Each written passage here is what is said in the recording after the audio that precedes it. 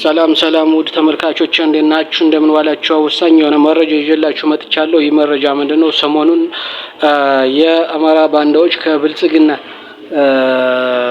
ባለስልጣናት ጋር ነው እንግዲህ ከፍተኛ ዘመቻ ለመውሰድ አቅዷል።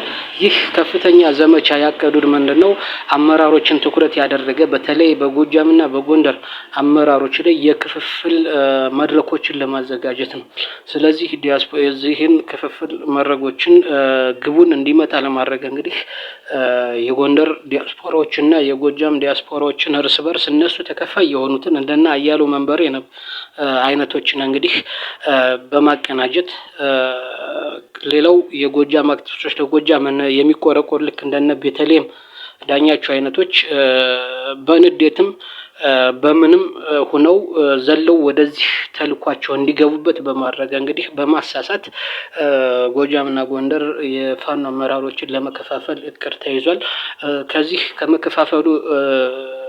ከመከፋፈሉ በተጨማሪ ደግሞ እንግዲህ አመራሮችን ትኩረት ያደረገ ወይ የጎጃም አመራሮች ላይ ትኩረት አድርጎ ዘመቻ መውሰድ ምን ከጎንደር ተላላኪ ባንዶች ጋርና ባለስልጣናት ጋር ነው ወይም ደግሞ ከጎንደር የፋኖ አመራሮችን መምታት ምን ከነ ተመስገን ጥሩና ከናረካ ከበደ ጋር ሆኖ የጎጃም ተላላኪውን በማስተባበር ሚዲያ ላይ በማውጣት እንግዲህ ጎጃም ጎንደርን እየመታ ነው። ስለዚህ የጎንደር አመራሮች የሚመቱት በጎጃም ፋኖ አመራሮች እገዛ ነው የሚል ስም ለመስጠት አቅደዋል ማለት ነው። ይህን እንግዲህ ለማክሸፍ ትኩረት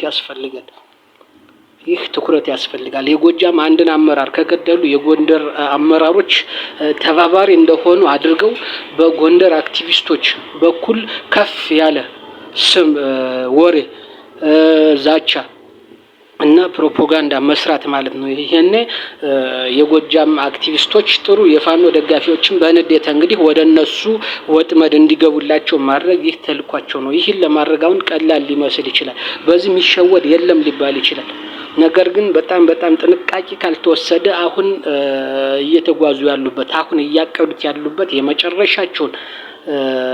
የመጨረሻ አቅማቸውን ለመጠቀም በበጀትም በኃይልም በሚዲያም በዲፕሎማሲም የመጨረሻ አቅማቸውን ባንኩን ተጠቅመው ዶላሩን የብድር የሄዱትን አሁን ሰሞኑን ወደ ዓለም ሀገራት እየዞሩ ነው ብድር ፍለጋ ማለት ነው። ይህ ለዚህ ዘመቻ ዶላር ማግኛ ነው። ምን ዲያስፖራውን መግዣ